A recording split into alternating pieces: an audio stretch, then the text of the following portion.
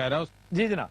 इसी तरीके से सर वहां पर जो एक चीज जो मेरे भाई नाम बता सके कि पीर महल का थाना जो है वो सबसे महंगा थाना गिना जाता है। थाना? हाँ, क्योंकि उस इलाके से हर गांव के हर घर से लोग जो है बाहर गए हुए हैं और वहां पर जरा जरा सी बात पे लाखों रुपए दिए जाते हैं रिश्वत के तौर पे। इसी तरीके से उस इलाके की बर्फी बड़ी मशहूर है जी, और पूरे पंजाब क्या पूरे पाकिस्तान में गोजरे की बर्फी जो है ना जी, बर्फी का बड़ा तस्करा मैंने सुना, वो कंद बर्फी है? नहीं, महंद जी। और उस बर्फी की जो है जो वहाँ के शॉपकीपर हैं उनकी क्वालिटी ये है कि वो किसी शख्स को भी 1 किलो से ज्यादा नहीं देते। तो उन्हें ये नहीं है कि आप जाके उन्हें कहें कि हमें 10 किलो दे दो, कहते नहीं जी 1 किलो है ताकि बाकी लोगों को भी मिले। उत्ते पाबंदी है जी बर्फी लैन ते लोगों ने अपने परमिट बनाए। इसका क्या मतलब है? सारे उत्ते लाइसेंस बने ने उन्होंने 1 किलो तो ज्यादा लेनी होवे ते डीसीओ दे साइन कराउंदे ने। लाइसेंस बनदा, बल्कि इन्नी की मिठाई डीसीओ नु भी दिंदे ने। पुलिस वाले जी नाके ते बंदे ने रोक के मुंह सुंघदे ने, मुंह सुंघा बर्फी तो नहीं खाती तू? बर्फी सिगरेट च पा के पींदे। ਉੱਥੇ ਤੇ ਸਰ ਬਰਫੀ ਜਦੋਂ ਕਾਰਖਾਨੇ ਬਣਾ ਕੇ ਬਾਹਰ ਲਿਆਂਦੇ ਨੇ ਨਾ, ਨਾਲ ਪੂਰੀ ਪੁਲਿਸ ਦੀ ਗਾਰਡ ਹੁੰਦੀ ਹੈ। 6 ਸਿਪਾਹੀ ਇੱਧਰ 6 ਇੱਧਰ ਗੰਨਾ ਤਨੀ ਹੁੰਦੀ ਉਹਨਾਂ ਨੇ। ਬਰਫੀ ਬਲਾਉਂਦੀ ਕਿਹੜੀ ਗੱਡੀ 'ਚ? ਜਿਹੜੀ ਬੈਂਕ ਦੀ ਗੱਡੀ ਨਹੀਂ ਹੁੰਦੀ, ਸਿਕਿਉਰਿਟੀ ਲਿਖਿਆ ਹੁੰਦਾ ਜੀ, ਉਹਦੇ 'ਚ ਬਰਫੀ ਆਉਂਦੀ। ਬਰਫੀ ਦੀ ਉੱਥੇ ਇੱਜ਼ਤ ਬੜੀ ਹੈ ਸਰ। बर्फी खान तो पहले उन्हें सलूट भाई। वैसे ये बहुत बड़ी बात है, मैं समझता हूं कि ऐसी शानदार, मतलब ये वाकई सौगात है, और जिसने भी जिसे मौका मिले गोजरा जाने का वो बर्फी जरूर खाए, और वही बर्फी जो असली है। सर जी उत्ते ते बच्चा खा रहे वे प्यो नूं लोकी जाके ध्यान कर तेरा मुंडा बर्फी ते लग गए। कारीगर की कितनी हिफाजत होंदी होगी उत्थे बर्फी बनाउंदा? कारीगर नूं ते बाहर नहीं आण दे जिवें एटमी साइंसदान ने।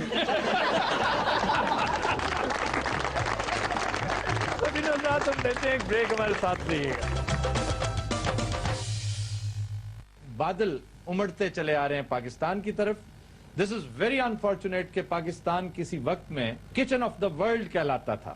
ये खित्ता दुनिया का जरखेज तरीन खित्ता, यहाँ 7 दरिया बहते थे, और आज हम भूख का शिकार नजर आते हैं, और बड़ी ही अलार्मिंग सिचुएशन है। जी जिमा साहब, सबसे पहले मैं ये पूछना चाहूंगा, ये भूख क्या चीज है, इसकी साइकी क्या है, नफ्सियात क्या है, और ये किस तरफ लेके जा रही है इस कम नसीब माशरे को? भूख इंसानियत का सबसे पुराना और सबसे बड़ा दुश्मन, और ये एक एवर लास्टिंग कह लें कि एक मसला है। दुनिया में बढ़ता रहा, कम होता रहा। अगर 1969 से हम पहले देखें, 1970 से पहले, तो दुनिया में कुछ 96 करोड़ लोग भूखे सोते थे। लेकिन डॉक्टर नॉर्मन बोरलाल की जो मैक्सी छोटे कद वाली गंदम निकाली जो पैदावार बहुत ज्यादा देती थी, जो मैक्सी पाक यहाँ पे आई, तो डॉक्टर नॉर्मन बोरलाग एक ऐसा आदमी है जिसने इंसानियत की सबसे ज्यादा खिदमत की है, ये सबसे ज्यादा इंसानों की जान बचाई है। सो उसके बाद 2004 तक ये जो 96 करोड़ लोग 1969 में ज्यादा गरीब थे या भूख का शिकार थे, वो 2004 तक कम होकर 79 करोड़ रह गए। और इस 79 करोड़ में कम होने में 2 मुल्कों का बड़ा मेजर शेयर था, इसमें चाइना और इंडिया। लेकिन 2004 और 2011 के दरमियान एक अजीब मतलब एक बड़ी फास्ट किस्म की राइज शुरू हो गई भूख में, और इस वक्त दोबारा 1 बिलियन लोग जो हैं दुनिया में भूखे सो रहे हैं। और उसमें अगर पाकिस्तान का नाम देखें तो 8 करोड़ लोग हैं जो इस वक्त मतलब रात को अंडर नरिश्ड हैं या थोड़ा खा के सोते हैं। मिनिमम रिक्वायरमेंट ऑफ फूड के मुताबिक अगर देखें, हुकूमत पाकिस्तान कहती है कि 2150 कैलोरीज खुराक जो है पाकिस्तानी एक आदमी को काफ़ी है। ये हमने एक लेवल अचीव किया 2001 तक, जिसमें हम कोई 1900 कैलोरीज तक चले गए।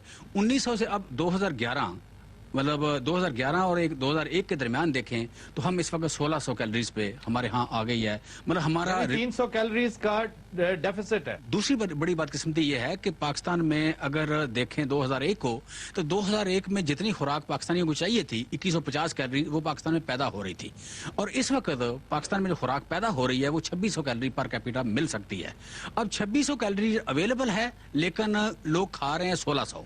इसका मतलब ये है कि खुराक पाकिस्तान में मौजूद है, लेकिन लोगों को बाइंग पावर कम है और लोगों की एक्सेस में नहीं रही, और बाज लोगों की बाइंग पावर ज्यादा हो। डिस्पैरिटी ऑफ इनकम जो है या अनइक्वालिटी ऑफ इनकम जो है, उसने इसको इस तरह तकसीम कर दिया है कि अब मतलब भूख जो है रोजाना बढ़ रही है। सो यहाँ पे इस वक्त पाकिस्तान में 38% बच्चे जो हैं इस वक्त अंडर नेशनल, उसमें से 12% बच्चे जो हैं वो मतलब सीवियरली अंडरवेट हैं, ग्रोसली अंडरवेट। जो भूख के मामले में एक मसला है, यह बदकिस्मती है कि भूख लोग उसे समझते हैं जो टीवी पे आ रही हो, जो लोग मांग रहे हैं, जिनकी हड्डियां निकली हुई जिस तरह की अफ्रीका में नजर आती है, इथियोपिया में नजर आती है, उस तरह की भूख बेसिकली दुनिया में सिर्फ 8% होती है।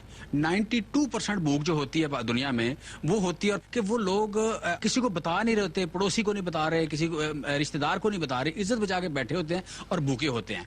अब अगर पूछे कि ये हैं कहाँ पे, अक्सर लोगों का सवाल है जी कहाँ भूखे रहते हैं। 50% किसानों में भूख है, यानी फूड पैदा करने वाला खुद भूखा है। 20% लोग वो हैं जिनके पास जो मज़ारे हैं, और 10% लोग वो हैं जो भेड़ें चारते हैं, जंगल में लकड़ियां काटते हैं, ये फिशरीज पालते हैं, और 25% लोग ऐसे हैं जो शैंटी टाउन्स में, कच्ची बस्तियों में, बड़े शहरों की सबर्ब में रहते हैं। 25% लोग वो भूखे हैं। ये भूख की डिवीजन है। गंदम की अगर बात कर लें, 119 किलो अवेलेबल थी 2001 में सालाना एक आदमी के लिए।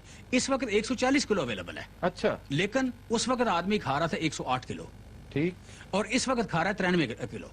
108 से हटके जो गंदम सबसे सस्ती फूड है, या उसकी मतलब जिसे कहते हैं हर बंदा खाता है, वो 108 की बजाय वो नीचे, और उसकी रिक्वायरमेंट है 117 किलो।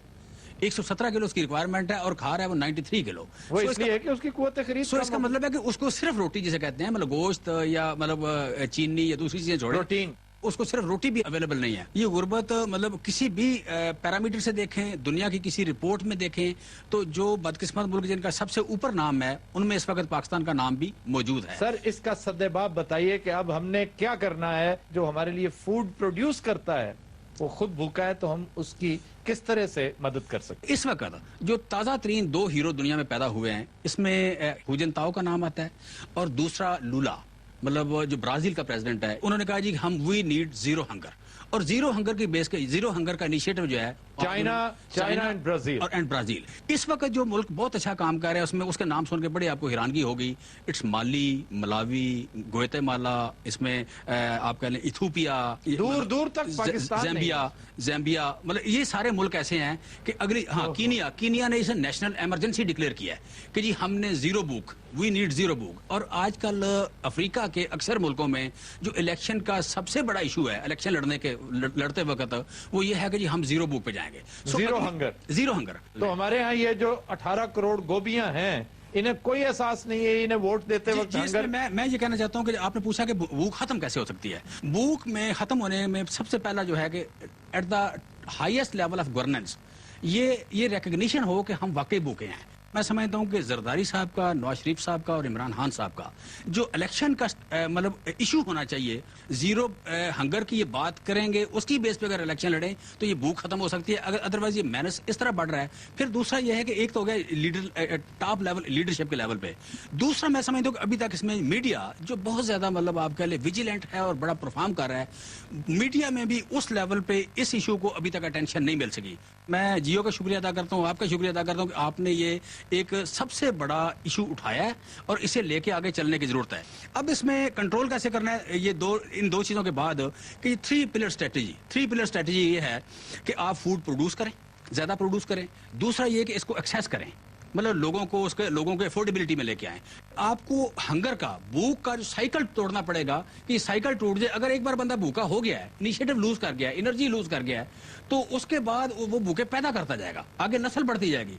इस हंगर को और इस गुलामी का जो तौक है, भूख का, जो दुनिया की सबसे बदतरीन गुलामी है, इसको तोड़ना पड़ेगा। ये तोड़ के तो लीडरशिप और मीडिया इसमें रोल प्ले करे तो ये पाकिस्तान में कोई बड़ा लंबा टारगेट नहीं है। जिस तरह की हमारे पास जमीनें हैं, पानी है, कोई मुश्किल नहीं है। It's matter of only 3 years कि हम हर लेवल पे स्कूलों में मील्स दे सकते हैं। मैं समझता हूं सर, इनकॉम्पिटेंट लोग भी रेवोल्यूशनाइज कर सकते हैं अगर नीयत अच्छी हो, करप्शन से जान छूटे इस माशरे की। कोई कॉम्पिटेंट हो, इनकॉम्पिटेंट हो, हर कोई करप्शन के गंध से लिथड़ा पड़ा है, और जब तक करप्शन खत्म नहीं होगी ये सिलसिला भी इसी तरह चलता रहेगा। ये अनफॉर्चुनेटली वो काम जो हुकूमतों को करने हैं, हम ये काम भी मीडिया पे बैठे गला फाड़ फाड़ के हम गुजारिशें करते चले जा रहे हैं उन लोगों से, फिलैंथ्रोपिस्ट्स को, कि खुदारा उन एनजीओ से गुजारिश कर रहे हैं कि आप इनिशिएटिव्स लें, ह्यूमन राइट्स पे भी जोर दें, वो सारे मामलात अपनी जगह पर, एजुकेशन, हेल्थ अपनी जगह पर, लेकिन खुदारा फूड क्राइसिस को, भूख की साइकी को समझिए। ये नादार कौम बनती चली जा रही है और ये काम हद से ज्यादा बढ़ गया, जैसा कि चीमा साहब ने कहा है, तो फिर ये इररिडीमेबल हो जाएगा, फिर ये हमारे बस से बाहर होगा। ख्वातीन हज़रात, will take a break, stay with us. Welcome back जी। बाखबर जराये ने इंकशाफ किया है कि APC इजलास के दौरान मुख्तलिफ सियासी शख्सियात जनरल कयानी को विजिटिंग कार्ड दे देकर मुलाकात का वक्त मांगती रही। वाह जी वाह। वैसे साडे मुल्क च हो की गया जनाब? बदकिस्मती है, बहुत बड़ी बदकिस्मती है, और ये एक रिवायत है हमारी इस पॉलिटिकल एलीट की। और ये आज की बात नहीं, आज से 4000 साल पहले भी एस्टेब्लिशमेंट को देखते ही ना बिछते चले जाते हैं ये लोग। सिकंदर यूनानी जब यहां आया था, 500 सरदारों ने उसके सामने हलफ उठाया था कि हम आप ही के गुलाम हैं, आप ही के बिहाफ पे लड़ेंगे। ਉਹ ਜੀ ਬਹੁਤ ਵੱਡੀ ਜਮਾਤ ਦਾ ਸਰਬਰਾ ਪਿੱਛੇ ਪਿੱਛੇ ਟਾਈਮ ਮੰਗ ਰਿਹਾ ਸੀ ਜਨਾਬ। वो कौन साहब थे? ਉਹ ਜੀ ਨਾਂ ਨਹੀਂ ਦੱਸਣਾ, ਮੈਂ ਅੰਦਰ ਹੋਣਾ। ਤੇ ਪਹਿਲੇ ਕਿਹੜਾ ਤੁਸੀਂ ਬਾਹਰ ਫਿਰਦੇ?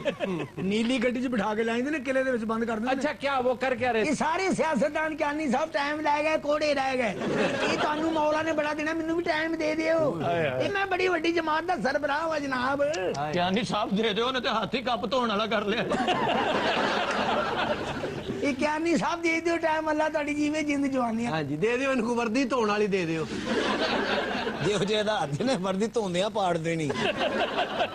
ਅੱਲਾ ਤੁਹਾਨੂੰ ਜ਼ਿੰਦਗੀ ਸਿਹਤ ਦੇਵੇ। ਕਿਆਨੀ ਸਾਹਿਬ ਵਾਕਈ ਹਕੀਕਤ ਗੱਲ ਹੈ, ਬੜੀ ਦੇਰ ਤੋਂ 3 घंटे तो लाइन च लगे हैं। खुदा दा नहीं, वास्ता। उसका हक पहले ये हकीम साहब को मिलेगा टाइम। बस क्या नहीं साहब, मैंने- अगर ये मेरे बस में होता ना तो मैं हकीम साहब को टाइम दिलवा। टाइम क्या आप ਤੁਸੀਂ 2 घंटे बाद बोलना है, ਤੁਸੀਂ बोलते ही नहीं ठीक है।